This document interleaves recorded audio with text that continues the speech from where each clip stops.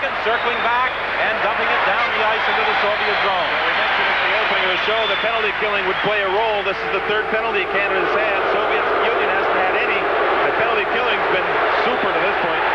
He has made from his body. Trumbull has the puck, gets an opening and clears it. 1 minute remaining in the penalty to Sandlak. Cote up along the boards. Canada unable to get it out. Here's a shot from the blue line by Salyana, and Billington squeezed out between his pads. When Billington made the save, Seamak had skated right in front of him. Great save. Well, Joe Nieuwendyk, who attends Cornell University, will be a guest of Ryan Williams between periods. We'll also take a look at some of the highlights of yesterday's play in this World Junior Tournament, and we'll update this 1986 World Championship here at the Copps Coliseum. A lot of talk around among scouts and staffs of teams. They feel that Nieuwendyk, if he keeps playing well these last two games, may be the tournament MVP for Team Canada. Yeah, that's how well he has played. But gem of a find for the Calgary Flames, a second rounder with him. Seamak trying to set something up. Takes a shot. He scores! A screen shot as Hyderov went to the front of the net, and Billington did not see it as it was along the ice, and Seamak found the far corner. It's tied at 1. Seamak waited and waited and waited, had nowhere to go with the puck, and Hyderov got himself in a good position. Look at him get his position now. Just as he skates in front, that's when Billington had opened his legs, thinking there's going to be a pass, and he's going to have to move across to one side or the other. Here we'll see Billington's got perfect position, but he opens the legs and right through the middle of them. Those people standing in front in those situations, Don, have to be moved out of the way. There's no question. You have to let your goaltender have some vision. Good shot by Seamak. Power play goal, by the way. This is the third World Championship for Seamak. He played in both 84 and 85. The Soviets have 10 players on the roster who participated in last year's tournament. Canada has 4 players who were part of that gold medal winning effort in 1985. Fedotov gets the assist on Seamak's second goal of the tournament. For Seamak, he also has 5 assists to go along with those 2 goals. Well, Canada did a most effective job on killing off that penalty until that shot by Seamak found the range. Now it's Peter Duras back at his own net for Canada. The score is tied at 1. Kamensky steals the puck at the blue line, dumps it into the corner. It goes loose. Delmar out of line, got it around to the other side, and Roberts dumped it into the center ice area. Now here's a chance for the Soviets. Brought in by Turgeyev. Turgeyev is sent flying in the corner. Odeline comes in to bump a Soviet player. A loose puck. Duras along the boards, gets it out into the center ice area, having difficulty controlling it there against Kravchuk. Now Viveros following up on the play fires it into the Soviet zone. As both sides change, this will be an icing call against Canada with 31 seconds remaining in the period. You know, Viveros had that puck one step from center ice with nobody around him, and he fired it in, and that's what caused the icing. He takes one more step, and it would not have been icing. The face-off to the left of Billington with the score tied at 1. In Canada's 2 gold medal winning years, they shut out the Soviets both times, 7-0 in Winnipeg in 1981-82 and 5-0 last year in Turku, Finland. The Soviets, Galchenyuk playing it around on the boards. Seefoff is bumped. It comes out into the center ice area. The Soviets trying to regroup and set something up. It's dumped in. There's a whistle on the play and an icing call against the Soviet Union, or an offside call, I guess it is, at the Canadian blue line with just 2 seconds remaining in the period.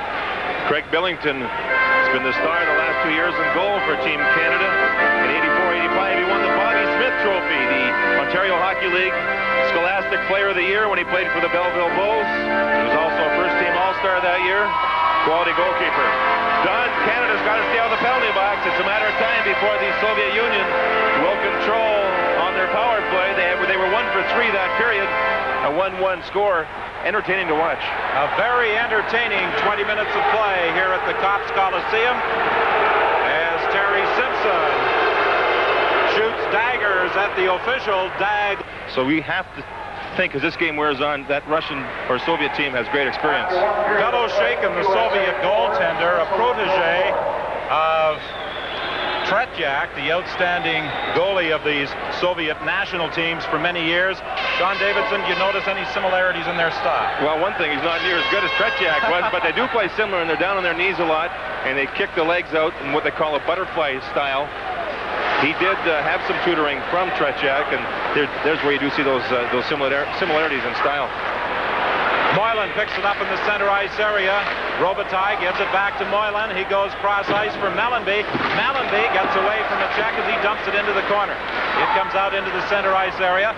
Moylan has to wait for Mellanby to get back onside, then he dumps it in. Tatarinov for the Soviets back after. He takes the check. Loose with the staple and a shot over the net. Mellanby has been very effective with the body. He has been hitting every red jersey in sight. Now a loose puck picked up and brought out by Seamak. He has the Soviet goal. Across the line, the Soviets like to use that drop pass. He tried to drop it off. It was picked off by Canada.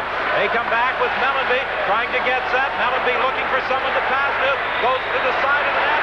They get it in front of Stapleton. He couldn't get a shot away. Stapleton now tries to center it. Beloshakin clears it to the boards. At the line, partner with a drive. That hits Fedotov and goes to the corner. Robitaille pulls it back to the net for Mellanby. He's bodied against the boards by Tatarinov. Mellanby manages to get that puck out. Centered it, and Robitaille couldn't get a stick on it. Now Kartner winds up. His shot bounces off Hyderov and all the way back into the Canadian zone. Billington leaves it in the corner for Cote. He dumps it off for Kartner. We played a minute and a half of the second period. The score is 5-1. Plays it around on the boards, and it's broke out into the center ice area. Osipov working in against Viveros, going to his backhand the shot, and Billington makes the save, and Viveros rammed Osipov into the end boards after he got that backhand shot away. Kravchuk breaks up the play and dumps it into the center ice area. Osipov to Kamensky. Kamensky is hit by Overline. Picked up by Osipov. He scores! On the backhand. Two Canadian players stepped into the Soviets. Kamensky and Osipov picked up the loose puck and went to the backhand for the goal. Exactly right, Don. When two players go for one Soviet player, it leaves somebody open. Osipov has great speed. He picked up the loose puck and simply went to the outside. Now watch everybody make the body checks here. Osipov picks up that loose puck, and around he goes with great speed. Viveros had moved up with with Odoline and made the big play. Osipov's got great speed, Don, and he certainly took advantage of it, went around everybody as Viveros and Odoline got mixed up with each other. And Kamensky paid the price as he took the hit and making the play. Oh, there's a big hit in open ice as Davidoff is decked by Moylan. The puck slides into the Soviet zone. Corson collides with the Soviet player. The puck goes loose. Now it's poked out into the center ice area. Davidoff working against Cote. Cote takes it down. The puck goes loose in the corner, and it's whistled down. There's going to be a penalty, a cross-checking call. And the Soviet players down on the ice. Neuendijk's going to get caught for cross-checking. His emotions here are beginning to get a wee bit to the wrong side of the Canadian Hockey Club. 2-1, the score in favor of the Soviet Union. 17:21 left in the second. Dyke gets the cross-checking penalty deep in that Soviet zone. The Soviet Union are 1 for 3 on their power play in this hockey game. Well, watch. There's the original check along the boards by Alain Cote, and then the penalty was taken by Neuendijk. So the Soviets 1 for 3, and that was that goal from a bad angle through a screen on Billington. It's going to be a crucial time of the hockey game, Don. The fourth consecutive penalty against Canada. 17:20 remaining in the second period. The Soviets in front 2-1. At the end of the first period, Terry Simpson and the Canadian team upset with a high sticking infraction by Kovalev just as the siren sounded against Shane Corson. He threw his stick right up in Corson's face just as the period ended, and there was no penalty on the play, and that's what Coach Terry Simpson was very upset about. He is making it across the line. The Corson draped his arms around him and pulled him offside, and Corson was very, very fortunate that his team weren't having 2 men in the penalty box right now. He simply pulled down the Soviet player. Take another look at that go-ahead goal. Now watch Viveros, number 3. He's going to go and try and find that loose puck. A bad judgment. He wasn't sure if he could get it or not. And Osipov with great speed to get around Billington. Billington was back a little deep on that play too, Don. Perhaps be a little more challenging when a guy's coming in from an angle like that and use the goal stick. Canadian team firing it down the ice with 1:30 remaining in the penalty to Joe Nieuwendyk. Tatarinov leads the Soviets out of their own zone on the right side to Yapaenko. Over to the other side now to Fedotov. Fedotov in the corner. Back to the line. Tatarinov to Viazmikin. Tatarinov back to Viazmikin. Cross ice to Fedotov. Fakes the shot. Fedotov having difficulty there with Conroy. Goes back to the net. Konstantinov tied up by Viveros. The puck comes loose along the board. Viazmikin now at the top of the circle.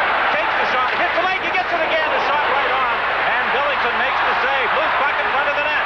Viazmikin back to the line. Fedotov over to Tatarinov. His shot deflected in front. Loose puck in that Canadian zone. And finally it's brought out by Conroy with 40 seconds remaining in the penalty. Conroy is stopped by Tatarinov. Is going to be a penalty against the Soviet Union. Konstantinov behind the play. Konstantinov pulled down Shane Corson way behind the play, and that's going to negate what time the Soviets had left on their power play, 37 seconds to be exact. A cross-checking call. You saw the sign from Dagger Olsen. Watch way behind the play. The puck's going to go up ice. Right there you see him get knocked down by Konstantinov. The power play for the Soviets, they kept the puck to the outside again, didn't get many glaring scoring opportunities, but the rest of it's been negated. Team Canada now will play 37 seconds with just 4 skaters apiece, 5 including the goalkeepers, but again we have to mention that's a different rule. 37 seconds remaining in the penalty to Nieuwendyk. Konstantinov in the penalty box for the Soviet Union. The first penalty against the Soviets in this hockey game. In the center ice area, Cote having difficulty controlling it as it was poked away from him by Kravchuk at the line. Now Seaman cutting into the right side in front, and it was deflected wide by Nikolaev. Hey, Murphy came back real well with him. Joe Murphy's not noted for his defensive play. He came back and made a play which may have saved the goal. Lead pass intended for Murphy across 2 lines. 11 seconds remaining in the penalty to Nieuwendyk, and then Canada will have its first power play opportunity.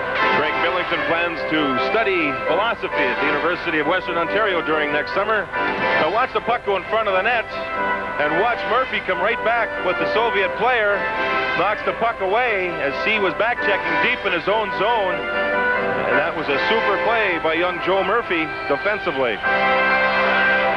Greg Billington, who this year has played 3 games with the New Jersey Devils of the National Hockey League and has won all 3, played his junior hockey with the Belleville Bulls. Racing back into his own zone is Salyanin. He's hammered into the boards. Puck poked up to the line and into the center ice area. Now Canada with Nieuwendyk stepping onto the ice has the man advantage. A pass almost intercepted. Picked off now by Viveros, too far for Nieuwendyk. It slides into the Soviet zone. Soviets trying to get it out of there. They're having some problems with the Canadian forechecking. They tie it up back in the net for a face-off, and again, some shoving after the whistle. The only time that the Canadian hockey clubs had good goal-scoring opportunities in this game is when they've really bottled up that Soviet defense. Forechecking deep in the Soviet corners. They've controlled those corners, but it hasn't happened that often. The puck hasn't been back to that often. Here they 2-on-1. Monikov, and he gets nailed. Pushing and shoving again after the whistle. That has to be controlled if Canada are going to try and win this hockey game. You know, the thing is we have to really mention again, Don, is emotions are part of the way Canada plays international hockey. And if they can be under control, under wraps, they're better for it, but they can't play without emotions. You have to remember that too. Loose puck. Back to the line to Cote. Over to the other point. A shot by Viveros. That did not get through. And as you pointed out in the first period, John, the Soviet team, they blocked a lot of shots with their defensemen. into the slot to Duras. He couldn't get a shot away, and the Soviets bring it up. Kovalev in across the Canadian line. He's checked. Viveros now trying to set something up, starting back for Canada to Murphy. Murphy dodges one check, got in across the line, was spun around, and the Soviets clear it. Soviets stood up the blue line very well that time. Canada, no way they were going to make a play at that blue line. Dump it in, get going, get some speed going. Robitaille in the center ice area, almost lost it. Brought in by Duras, but it hit a leg and bounces out to the neutral zone. Just 11 seconds remaining in the man advantage. Duras tries again. Duras at the line, has it poked away, and the Soviets will effectively kill off his penalty. Here's Murphy coming to the line, stop there. The Soviets are back at full strength. It's brought in offside by Cote. Well, Canada continued to try and get over the blue line by handling the puck, making a play, dump it in if it's impossible to get across. Soviets super penalty killing. The Soviets attempting to wrest the gold from Canada, leading here in the second. 13:54 is the time left in the second. The Soviet Union leading 2-1. John, we'll see quite a battle here the rest of the way. The best line for the Soviets is this line, number 8, 9, and 10. Seamac centering it. The best line for Canada is the line that's on the ice, centered by Nieuwendyk. They're going to go head-to-head probably the rest of the way. It's going to be fun to watch. Sylvain Cote back into his own zone. Being chased there by Seamac. Gets it ahead to Nieuwendyk. Nieuwendyk flips it down into the zone. Sandlak trying to gain possession of that puck and was bodied off it by Kravchuk. Nikitin loses it to Nieuwendyk. Nieuwendyk to Shane Corson. He was checked as he attempted to follow up on the play.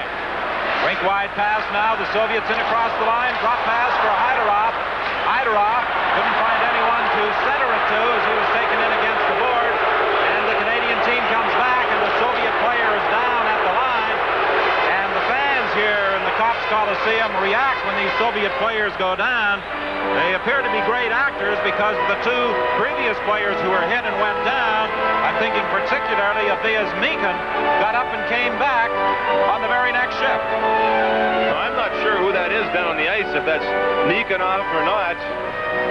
Number 8. Yes, it is Nikonov. The left winger on this big line.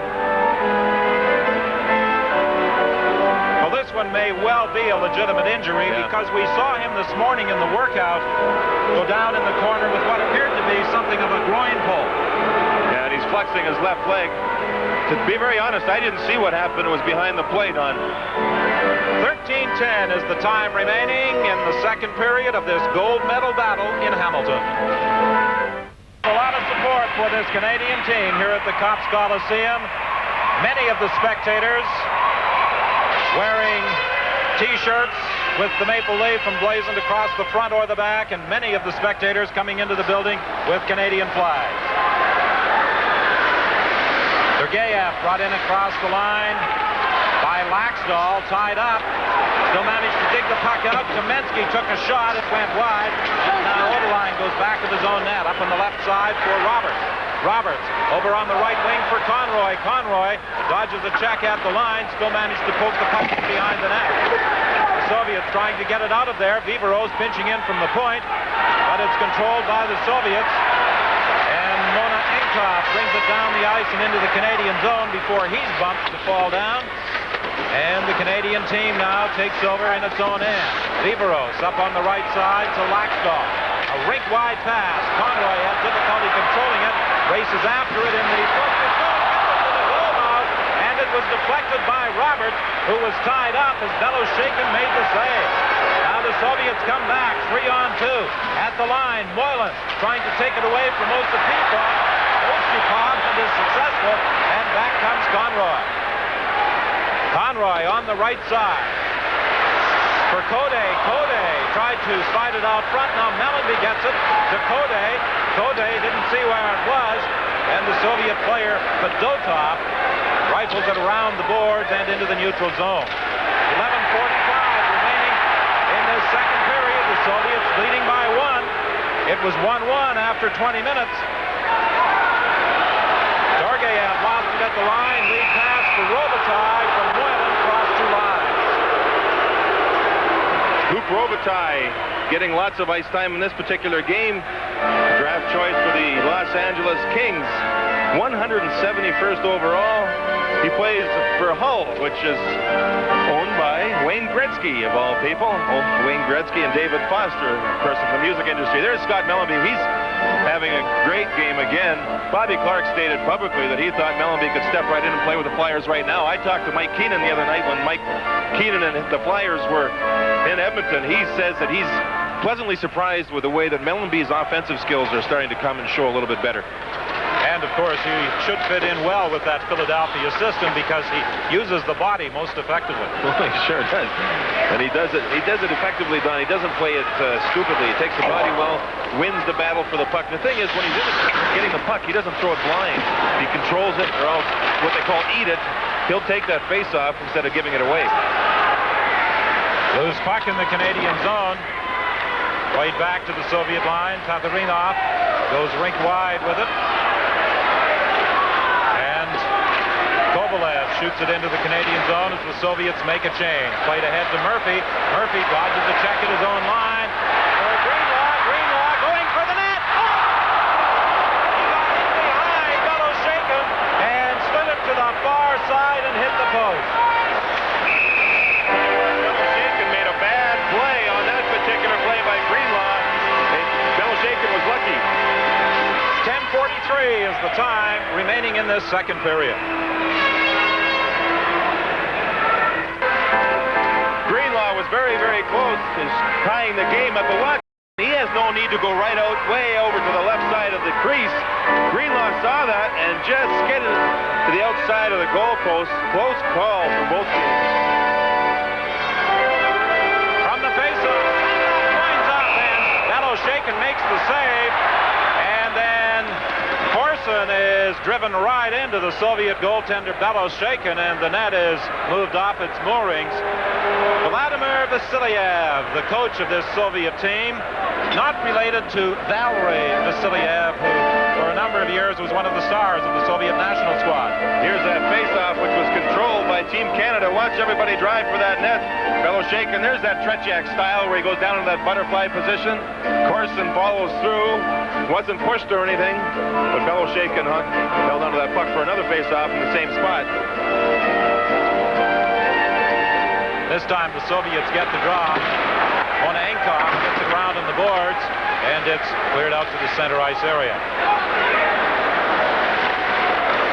Nikonov, who took bad hits and had to be helped out off the ice, back out there for the Soviet squad. From the line, a blast hit the leg, bounced out into the center ice area. Viveros back into his own zone for Canada. Plays it ahead for Corson across the line, a two-line pass. That is whistled down. You know, this goalkeeper Billington's very, very technically sound in his goalkeeping play, but he was telling me he looks at these face-off circles to monitor how he should play the angles. He says the face-off circles are painted 3 inches too far away from the boards on both sides of the ice, and he says that throws him off a little bit with his angles. Now, he must be really technically sound if he can tell 3 inches. Were you ever that precise in your preparation? Are you kidding me? JD, you tell everybody I was technically sound, but I was a long ways from it. You just filled up the net for the New York Rangers. There it you didn't go really matter. again. You were big enough. A shot right on, and Billington takes it up with the shoulder pad off the blast by Kamensky. Beloshakin, there you see how they keep the bottom of those goal pads tied right underneath that blade of the goal skate. He wears knee pads inside of those goal pads and on the outside of his socks, his hockey socks. Try and take away some of the sting from the slap shots. Where's the cage? The Russians, Soviets were the first to wear the cages that I had seen. You made a comment this morning. It wasn't difficult to tell which Soviet goaltender was going to play. The one with the new equipment in the morning workout was the man who was going to be between the pipes. So like Bratash is the backup for the Soviets. Bratash is the backup, and his equipment looks like it. Well, it's pretty old. Let's just put it that way. I don't know how he'd go in there and play with this stuff, but Beloshakin, the number 1 goalkeeper. There we take a look at Bratash. He played a game last year. He was with his club last year. He plays in a junior league. Junior league in the Soviet Union still. Not playing for an elite club, which is the number 1 league in the Soviet Union. Boy, oh boy, I hate to be a backup goaltender for that team. They keep the shots down on their number 1 goalkeeper. backup. It's up off the shoulders and crossbars and not much fun. Well, Gump Worsley, a scout for the New York Rangers, made that comment this morning. He said, boy, did they ever whistle it around that fella's head in that morning workout. Conroy in across the line. He is checked by Nikitin. The puck cleared to the line. The Soviets having problems getting it out, and it's kept in by Canada. 9:33 is the time remaining in the second. The Soviets in front by a score of 2-1. Yelenshiak brings it out into the Canadian zone. Carter is bumped. Puck is loose. Played around the boards, but kept in there by Kravchuk. Kovalev tried to play it back to the point. Laxdal was there to deflect it out to center ice. 9:07 left in the second. It's a 2-1 game. The Soviets in front. A winner will claim the gold medal in this World Junior Tournament. On the right side now. Viazmika cutting for the net. Backhand shot. He slides right into the goal post. He's hurt. He lost his balance as he let that backhand go, and he crashed right into the goal post. I'll tell you, Don, he's a great hockey player, this Viazmika, and you can see why they talk about him in the Soviet Union. He showed some speed, got around the defenseman, and made a good goal-scoring opportunity. And thank goodness those goal nets released from those moorings, or he could have been seriously hurt. 8:53 left in the second. The Soviet Union ahead by 1 in a great game. 2 years ago, Viazmikin was the star of the club that won the gold medal in Sweden in the junior tournament there. Watch the play to the outside. He keeps body control. He's got lots of speed. He makes a good play. Billington covers up that short side by controlling the puck, and there you see Viazmikin slide right into that goal post, and what a collision that was. He appears to be all right. I see now, Don, that Nikonov has not missed a shift. Number 8, he was the last Soviet that had fallen to injury. He hasn't missed a shift. 8:40 remaining in the period. Pass intercepted by the Soviets. Nikonov is the man who picked it off at the line and lost control of it, and it's dumped down the ice. Canada having trouble penetrating that Soviet defense in this second period, with the same success they had in the opening 20 minutes. You're absolutely right. Patience is now a key. It's a one-goal hockey game. Just keep pressing, keep pressing, keep pressing. Don't take too many chances, or those Soviets are just going to jump on those opportunities that they'll find. Greenlaw shoots it in. Zelyanin plays it up around the boards. A race for that loose puck, and the Soviet players